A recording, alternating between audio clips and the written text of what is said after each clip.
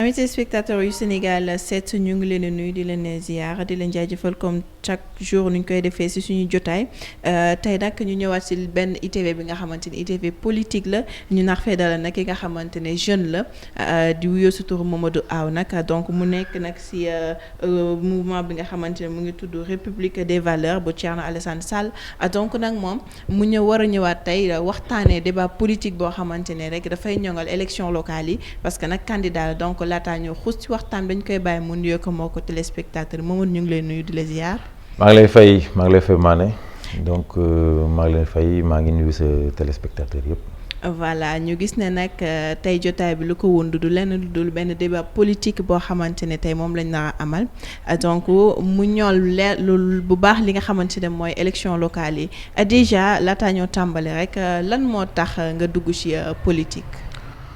waaw bon man bon déjà damay nuyu téléspectateurs yi ñiy seetaan Sénégal 7 donc di nuyu waale en même temps sama am di jàmm yi sama famille ñëpp di leen nuyu di leen ziar ñoom ñëpp bon di leen masawu aussi yéen journalistes yi yëg naa sànq ne am na benn accident bu am ci yoonu je pense que Fatick la en tout cas ñi àndoon ci doon couvrir événement wu visite Macky Sall bi ci région yi. Donc je m'incline aussi face à la mémoire de ces disparus vraiment di leen jaaleel seen mbokk yi ñoom ñëpp di leen jaale voilà donc man lu ma dugal ci politique bi lu yomb la dama dëkk ci gox doon def ngir gox bi waaye toog xam ne sama def rek benn ñaar tabaxul mooy volontairement donc j'avais un mouvement citoyen que j'avais lancé il y a 3 ans donc je m'activais dans les actions citoyennes dans ma cité. ñu mel lan. tout ce qui est salubrité sécurité environnement jokkalante social donc je m'activais plus dans ça parce que dama doon wax ne fii laa dëkk il faut que sama dund bi ma nekk nii def nii amal njëriñ ñi ma dëkkal ba mu demee ba mu yàgg na ma xam ne mënul yem foofu rek j'ai des ambitions am na ay xalaat yem ci fi ma nekk rek di ko doxal du doy foog ma dugg nag ci langue politique bi ànd ak gars yi fekk ci gars yi wane sama xam-xam sama yéene pour mën a defar non seulement fi ma nekk ak defar en même temps ñi ma nekkal ak ñi ma sori. voilà dugg ci géewum politique bi comme ni nga ko waxee tout à l'heure da nga ko ciy duggee li nga xamante ne mooy dugg bu personnel indi say engagement dugg ci ngir xeex ak ñoom ngir am li nga bëgg wala da ngay ñëw dugg ci ngir jàppale kenn.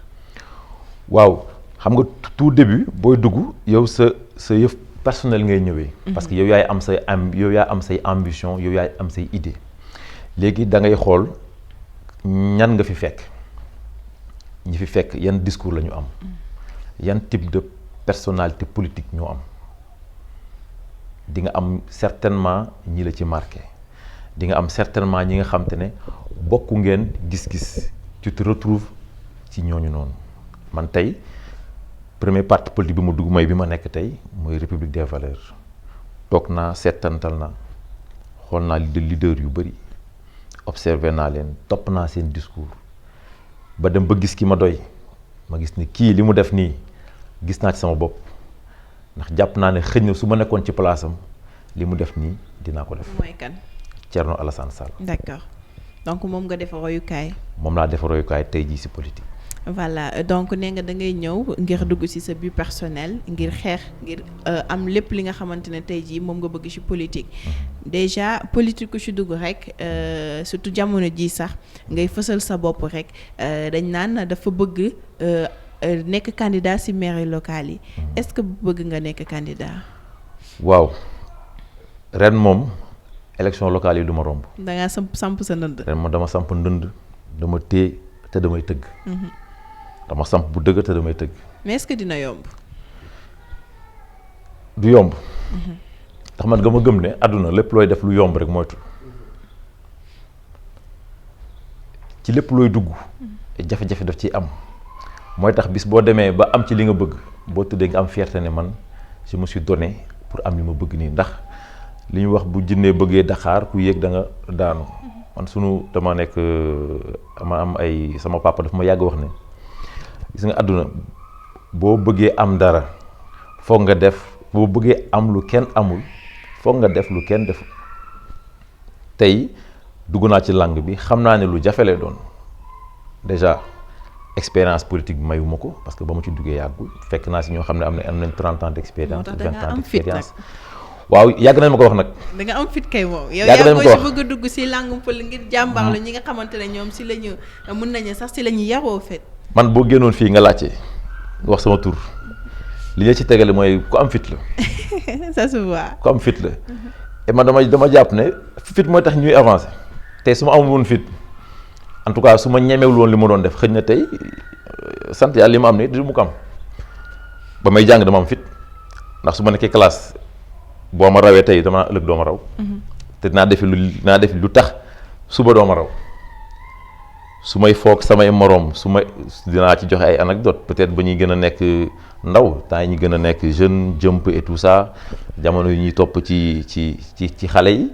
da ngay toog say moroom am ay objectif exemple laay joxe xale bi dama koy jël kii ne xale bi dama koy jël di nga def li nga xamante ne di nga ko jël ci kanamam moom fit moo lay may loolu.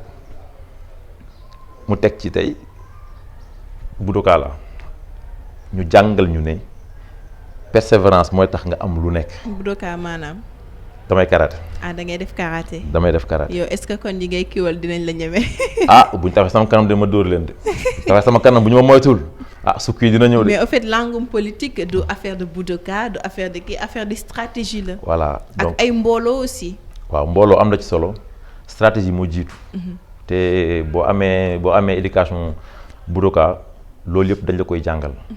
en fait nit booy dem ak ci looy mënti def stratégie da nga koy teg ba pare soo koy egg patience daf ci ànd étudier sa environnement daf ci ànd am sa objectif da ngay mel ni gaynde sa objectif lii la leneen ak leneen du la ci dévier fii laa jëm damay dem doo ragal parce que xam nga ne lii nga bëgg doo sëgg nag tête baissée mais dafa am nooy jéego yooyu teg ba egg ci. voilà comme ni nga ko waxee tout à l'heure da ngay am jéego yi nga xamante ne moo ngay teg ngir àgg si li nga xamante ne moom mooy sa objectif majeur. donc ñu gis ne ki nga xamante ne mooy Aïssatou Sow Diawara 2 ans successifs mu ngi jël li nga xamante ne mooy élection locale yi. si man nag sama yaay jooju moom vraiment. bëggoon naa tey mu ñëwoon fekk fi toog ne ma Mamadou vraiment man moom sonn naa magal naa. dem naa bàyyi naa leen jël leen mbir yi doxal li mbëtt bi bëgg la bar bi bëgg tamit. xam nga tey dañoo toll ci benn période bi nga xamante ne sunu mag yi sunu yaay yi te Aïssatou Sow Diawara sama yaay la. war na mën a toog doyal liggéey na li muy liggéey sonn na. est-ce que moom moo lay wax dafa sonn aussi. waaw ñun gis nañ ne sonn na. c'est que yéen jeunes yi da ngeen bëgg dugg rek il faut que ngeen wax ñii dañoo war a dem. par la force waaw man dama ne ku dem 70 ans ak lu teg wax dëgg. ay jeunes 20 ans 30 ans 35 ans nekk fi jàng xam ni ñuy yore bàyyi leen yoon bi ñu yor ñu doxal àdduna day dox tey jamono ju ñu toll nii jeunesse bi dafa laaj te dañ leen ko war a jox naka lañ leen koy joxee mag yi new ñu ne ñu dem toog jël si jaada kii de nañ ñu may yoon soxla nañ seen i conseil soxla nañ seen vécu ñu wax ñu li leen defoon doxul moytu leen. mais xam nga tamit en politique dafa am siisante bu grave bu ci nekk nit ki bu amee expérience xam ne kii dafa bëgg ñëw ngir toog sama fauteuil. waaw c'est pas facile tamit nit ki ñëw di la wax li nga xamante ne mooy ay secret. waaw mais boobu day fekk moom bu bëgg a toogaat. xam nga tànk mu ngi bëgg a toog nag dina téye ay mbiram waaye ñu comme bëgg nañ ko ne nag yaay booy dama nga toog. ñun dinañ def lu nga xamante ne dina jàpp ne dina gis ne jam toog jot na. nan nga gisee politique Aïssatou Sow Diawara. man de Golf Sud laa dëkk. juddoo ma fi gaa parce que ba may ñëw maa ngi am 6 ans. waaye fii laa màggee fii laa jàngee yàlla may na ma tey fii laa tabax sama kër. man de gestion bi doyuma. doyu la si naka. man dama gëmoon ne waroon na mën a def lu ëpp lii li mu def. Golf Sud tey atu yu ñu am waroon na bokk ci commune yu ñuy ñee. en tout cas yaatu na. cité SSS la démarré. ba cité Faysal. ñu ngi ci tey 110 000 habitants à peu près jàpp ma nombre mais côté yooyu la. am nañu plage 4 kilomètres de plage. ay terrains yi amoon fi malheureusement gis nga. dagg nañ jaay. at yooyu yëpp ñu amoon mais communes yu bëri amuñu ko fii Dakar. donc ñun yooyu yëpp ñu amoon waroon nañu ko mën a exploiter ba Golf Sud tey bokk ci les communes phares fu waaye demoon feneen waroon na mën a yàkkamti ñëw fii Golf Sud fekk fi lu mën a dal xelam lu mën a féexal xolam mais tey génnal sunu terrain bii ñu am ñun zone bi yëpp presque moo fi des benn terrain. te ci Golf Sud yëpp. Golf Sud am na. mais zone bi SSS enseignant fii yëpp amatul bii moo fi ne. te bii bu tawee c'est impraticable parce que tabax nañ ci ginnaaw lu teewoon maire bi ak son équipe depuis boobu ñu ngi fi depuis 10 ans exploité yi defar fa espace yoo xam te ne nit ñi dinañ ci gis seen bopp dinañ ci mën a épanouir. est-ce que tamit bien avant dogguma la yéen a ngi doon dem ci moom en tant que jeune comme ni nga ko waxee ne da nga amoon ay kuréel yi nga xamante ne yoroon ngeen dem envers elle ne ko kat dañoo bëggoon lii ak lii ngeen defal ñu ko. man de personnellement mosuma dem. maire bi su ma la waxee benn ñoon lañ mës a toog jotaay. te boobu problème bi terrain bi la woon dañoo xëy ñu woo ñu ne terrain bi dafa am ñu ko jaay am ñu ko jënd. ñu ne terrain bi mënuñu koo jaay mënuñu koo jënd ndax terrain bi en plus d'être un espace ouvert pour les jeunes pour la cité réceptacle d'eau pluviale bis buñ fi tabaxee suñu kër yi day inondé ñu takku ñun ñëpp cité bi paa yeeg maire yi jeunes yi peut-être man en tant que ndaw jiitaloon nañ ma ci la ñu dem toog ak moom ne ko dégg nañ nag am nga fi terrain dégg nañ diw am na fi terrain dégg nañ nangam waaye moom moo wax de ci làmminam ne amu fi terrain bi kenn jaayu ko. moom Aïssatou Sow Diawara terrain bi kenn jaayu ko. man sax maa ngi leen di conseiller murer leen terrain bi balaa leneen di ci xew. loolu de moo toog mu wax ma dégg boobu donc laa mës a toog ak moom te boobu laay soog a dugg sax laa wax ci bureau ngiru terrain bi taxoon. ban faay moo am ci politique am ba nga bëgg ñëw toog. man dama gis ne lu bëri li fi waroon amu fi. mooy comme lan. dernièrement maa ngi ko doon wax. peut-être léegi sax programme bi état bi teg pour éclairer nos rues peut-être daaw la mooy avec les lampadaires solaires là yi amoon coowaan ñu naan benn lampadaire bu nekk 1 million nangam. effectivement soit mais def nañ ko fi mais avant loolu. mais fii yëpp dafa lëndëmoon man dama doon jël ci man di wër cité bi te loolu waa cité bi mën nañ la ko confirmer mën nañ la ko seedal dugg ci kër gu nekk toog ak borom kër gu nekk. ne leen ndegam mairie bi indi fi ay poto lampe pour mu tàkk pour mu leeral fii na ku nekk jël buntu këram teg fa lampe bu leer taal. day jouer ci seen sécurité aussi. day jouer seen sécurité monté naa fi comité de vigilance fii ci cité bi maag samay jeunes frères chaque mois ñu dugg ci kër gu nekk joxeel 3500 joxeel 4000 di fay ay gardiens. cité bi 185 logements la kër gu nekk ñu ne la joxeel 3000 ñuy fay 4 gardiens.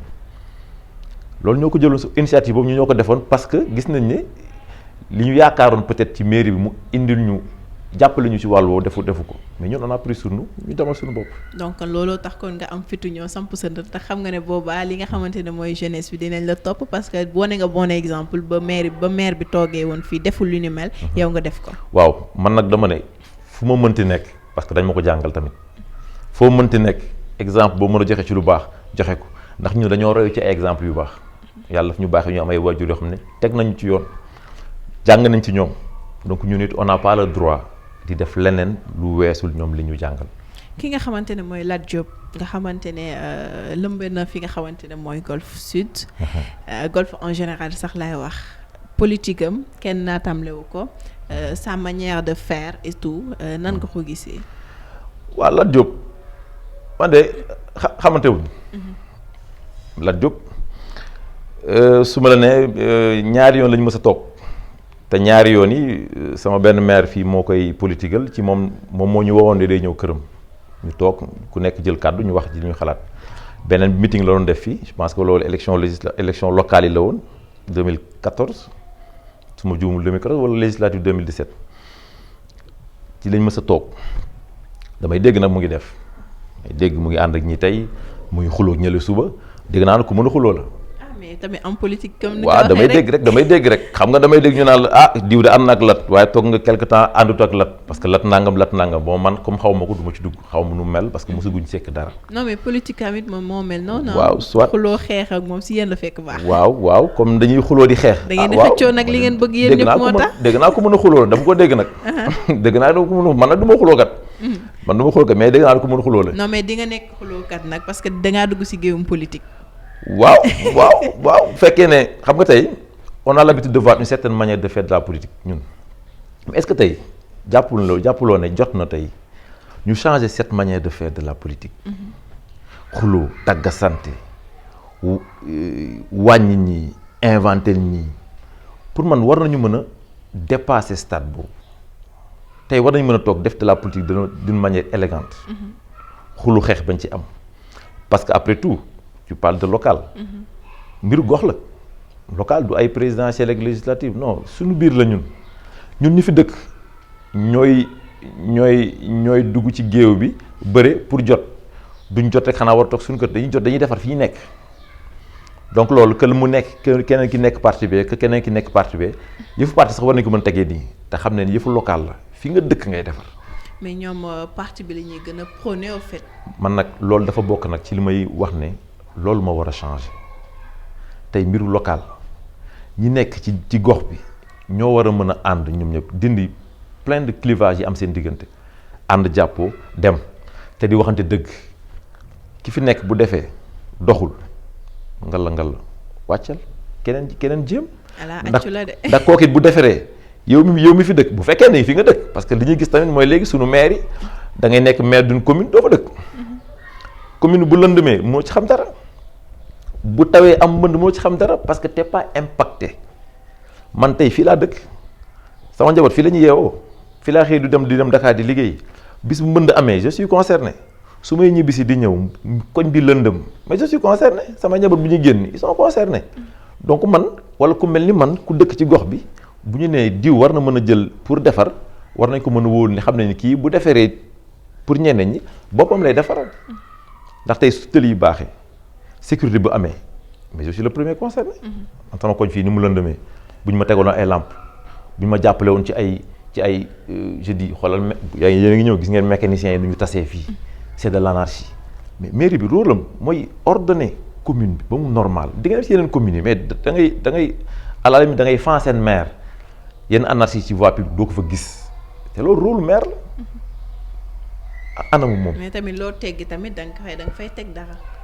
mais bien sûr tey ñun ambition yu ñu am tey déjà mooy commune bi day set wecc set wecc anarchie bi di am nii koo gis ñii ngi teg fii ñii ngi teg fii dafay jeex gis nga loolu du rek da ngay jël ñi nga fa fekk mécaniciens yi dinañ la wax ne par exemple ñoom dañuy daan seen doole et c'est vrai doo leen jël ak sànni leen géej di leen proposer yeneen yoo xam te ne mën nañ fa dem liggéey seen liggéey normalement sans pour autant ñu gêner seeni voisins. donc loolu compréhension population aussi il faudra que moom mu dox si donc il faudra que yéen ñi nga xamante ne yéen a nekk si bopp koñ bi ngeen mën di waxtaan ak ñi nga xamante ne mooy seen population.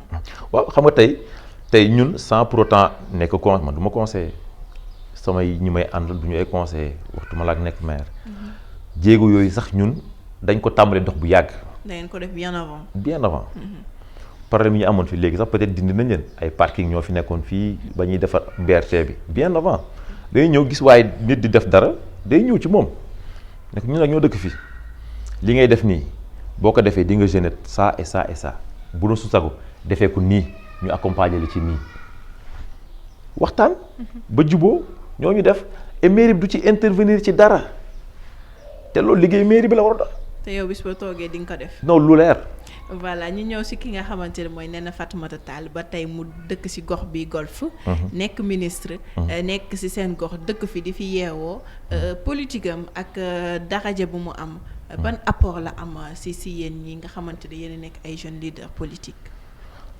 waaw xam nga foo mënti nekk rek boo gisee ay jeunes yuy def ay jeunes yuy pour ne pas dire ay jeunes yuy émerger ay jeunes yu ñuy confier ay postes de responsabilité daf lay neex.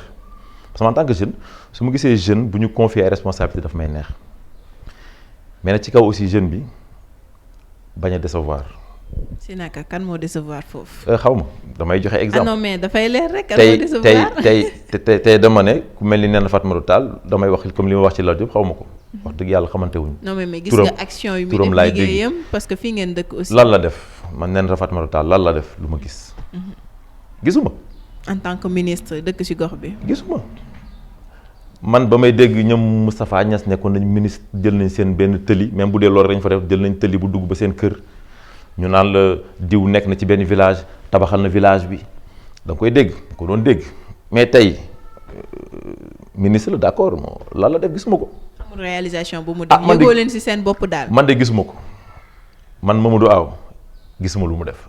xëy na nag ba mu nekkee ministre ba léegi yàggul peut-être mais li mu def gisuma ko.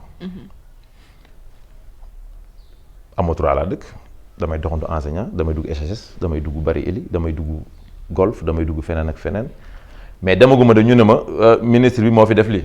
bu doon yow la nooy def. non man nee naa fi ma dëkk. fi ma dëkk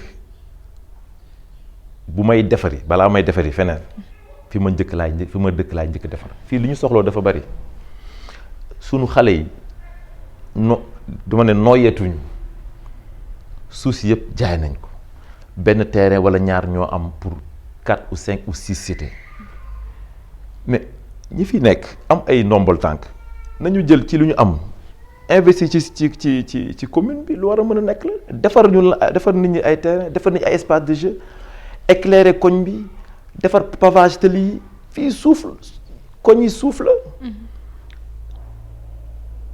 yaa fi dëkk tu as les moyens defaroo fi dara. en tout cas man gisuma loo fi defar. sa ndomba tànk bi ban njëriñ la ñu amal ñun peut-être amal na njëriñ ñeneen j'en sais rien. balaa laax jaay laax lekk. mais laax lekk di waxee donc tey jii nii lan moo nekk say projet en politique vu que da nga samp sa nënd ci élection locale yi. waaw man moom damay dem mairie golf. incha allah. jële fa sama yaay booy ba fa nekk ne ko yaay booy nag jëla course bi te dem ñaar. Aïssatou Sow Diawara xale yi nañu ñëw nag yor ndax mën nañ.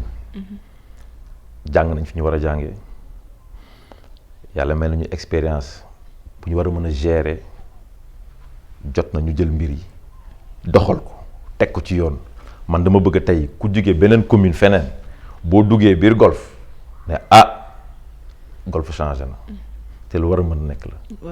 lu war a mën a nekk te luy nekki la incha allah. bu fekkee ak Mamadou Aw la. te day leer. incha allah ñu bàyyi la nga tàggatoo ak mbokku téléspectateurs incha allah Sénégal 7. waaw donc di leen gërëm Mané donc di gërëm équipe bi nga àndal donc di leen wax ne kontaan naa trop si ñëw bi ngeen ma ñëw seet fii ci sama diwaan Golf Sud dëkk Amo 3 donc voilà donc kontaan naa ci trop di leen aussi encourager donc ci liggéey bi ngeen di def xibaar yi ngeen di tas donc opportunité yi ngeen di jox aussi nit ñi les jeunes surtout à pouvoir quand même exprimer seeni ambition nit ñi xam leen ci li ñuy yëngatu. donc loolu aussi dama leen ci encouragé dina ñaan yàlla aussi seen liggéey bi seen entreprise bi aussi yàlla na jëm kanam. yeneen ak yeneen yokku ci ba mu gën a mag. voilà nit ñi ngeen gis seen bopp population bi gis ci seen bopp. benn yoon tam ngeen ñëwaat fii Golf Sud fekk jël nañu mairie bi ba teg ma ne leen lii ak lii lañ fi réalisé sax campagne yi léegi mu ñëw. waa jeex na takk boobaa dinañ leen accueillir di ngeen fi ñëwaat fekk fi nag ñëpp ñëw toog. ñu waxtaan. teg li tax Golf Sud war a jëm kanam. donc te loolu moo ñu ñor tey. moo ñu ñoroon démb moo ñu ñor tey te ëllëg moo ñu ñoral. incha allah donc loolu laay am lu may tàggatoo donc maa ngi leen sant di leen gërëm. voilà ça a été un plaisir vraiment dalal la fii si suñu plateau mi ITV yi ñuy amal saa su nekk di ay débats politiques c'était très intéressant vraiment. donc amis téléspectateurs si fàttali rek moom mu ngi wuyoo si turu Mamadou Aw samp nëndam nag si li nga xamante mooy élection locale yi fii si Golf donc rek dañ leen jox rendez-vous très prochainement ak beneen leader politique bi nga xamante ne jeune lay doon comme ni ñu koy defee saa su nekk mais d'ici là gardez la pêche et le sourire et restez en compagnie des programmes de Sénégal 7. Merci.